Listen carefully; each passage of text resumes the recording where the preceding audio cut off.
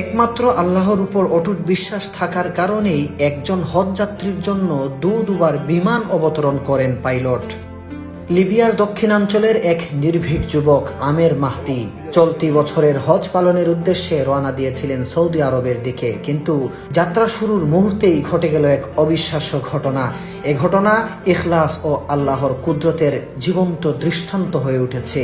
ইতিমধ্যেই সামাজিক যোগাযোগ মাধ্যমে আলোচনার কেন্দ্রবিন্দুতে পরিণত হয়েছে এ অলৌকিক ঘটনা। 3 দিন আগের ঘটনা। ঘড়ির কাঁটায় ঠিক 12টা, দুপুরের হজ ফ্লাইটের নির্ধারিত সময়।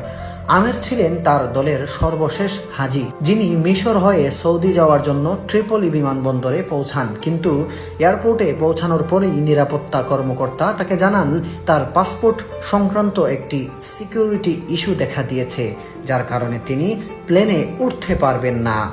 বাকিরা সবাই বোর্ডিং শেষ করে প্লেনে উঠতে থাকেন, আর আমের আল্লাহর উপর বিশ্বাস করে একা বসে থাকেন অজানা এক পরিণতির অপেক্ষায়। এই পরিস্থিতি দেখে এক নিরাপত্তা কর্মকর্তা এসে বলেন, আল্লাহ সবকিছুর উপর কুদরত রাখেন, হয়তো এই হজযাত্রা আপনার কপালে ছিল না। কিন্তু আমের ভয় পাননি, মুখে ছিল দৃঢ় বিশ্বাস। জবাব দিলেন, ইনশাআল্লাহ প্লেনটি উড়বে না, আবার ফিরে আসবে। আমার নিয়ত হজের, ইনশাআল্লাহ আমি অবশ্যই যাব। তার বিশ্বাসের সঙ্গে জবাব দেওয়ার কিছুক্ষণের মধ্যেই ঘটে গেল প্রথম অলৌকিক ঘটনা। এয়ারপোর্টে ঘোষণা এলো প্লেনটিতে যান্ত্রিক ত্রুটি দেখা দিয়েছে, আর সেটি এক্ষুনি ফিরে আসছে। বিমানবন্দরে সবার চোখ এখন উপরে, কিন্তু তাতেও পাইলট আমেরের জন্য দরজা খুলেননি।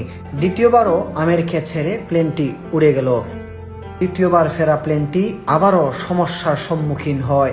এবার মৌসুমী ঝড়ো আবহাওয়ার কারণে প্লেনটি নিরাপদে আবার মাটিতে ফিরে আসে। তখন পাইলট নিজেই বলেন, আল্লাহর কসম, আমি আর বিমান উড়াবো না যতক্ষণ না আমের প্লেনে ওঠেন। অবশেষে প্লেনের দরজা খুলে দেয়া হয় শুধু আমেরের জন্য, আর তিনি উঠে পড়েন সেই বিমানে।